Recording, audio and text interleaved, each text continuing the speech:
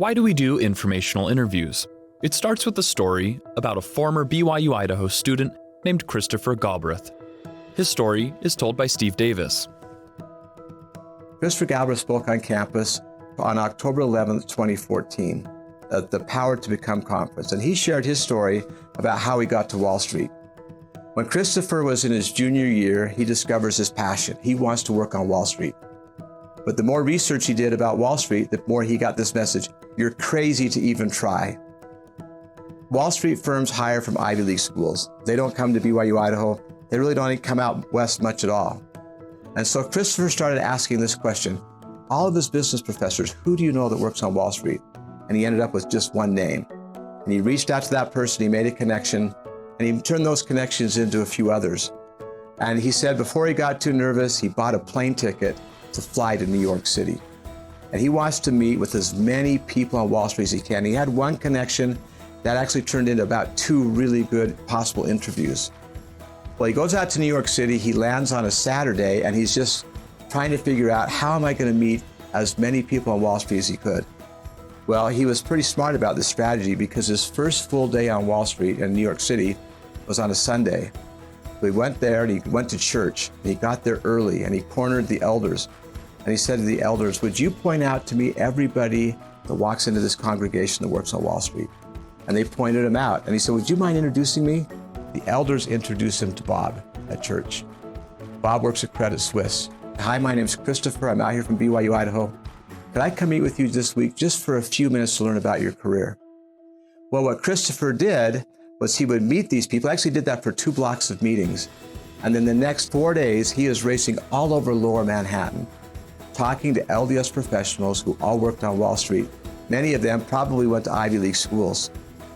He meets Bob in his office sometime during the week for just 15 minutes, and he asks really good questions. Bob gives really good answers, and they started a little bit of a relationship. And then he came back to Rexburg, and he visited with me and others, and I said, Christopher, how did your trip go? And he says, oh, really well. But I didn't get any solid internship or job leads. He actually ended up with 1 official interview on his first trip. It didn't go that great. Well, if Christopher was just to return to Rexburg and say that was a good interview, and Bob was to go back to his very busy job at New York City, that relationship was likely going to stop. But Christopher sent a thank you email right away, and a few days later, Bob gets a handwritten note in the mail. And during the informational interview, Bob says to Christopher things like this: you should meet Jim. Well, Christopher then goes and meets Jim, and he returns and reports to Bob. He says, thank you. I had a great informational interview with Jim, and I got a couple more questions for you. Bob says to Christopher, you should read this book, you should go to this webpage, say hello to my old friend in Rexburg. They might find that they have a common interest in something like mountain biking. And then over the next month, while Christopher's home, there are natural reasons and ways that Christopher is continuing his dialogue and communication with Bob.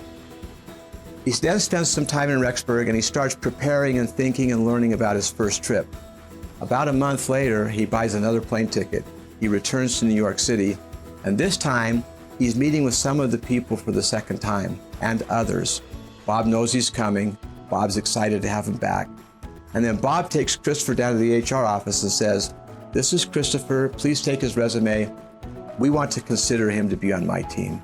On the second trip, he ends up getting 3 official job interviews: Credit Suisse, Morgan Stanley, and Goldman Sachs. And as he's returning home to Rexburg, he starts getting calls from these people. The first one was from Credit Suisse, offering him a job.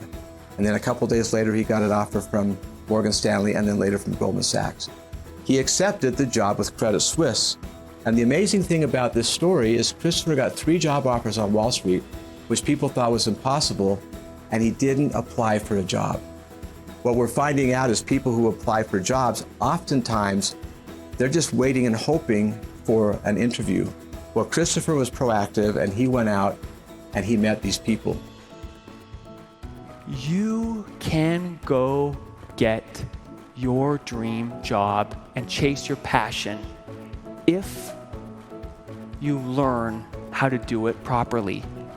Networking is using informational interviews to gain knowledge and to be referred to opportunities.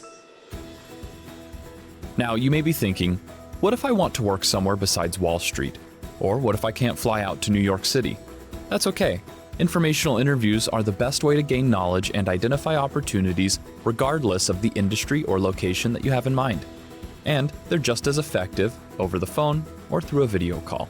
We created a series of videos explaining how to do informational interviews so you can learn to do what Christopher did for your own career. Also, check out Christopher's full story.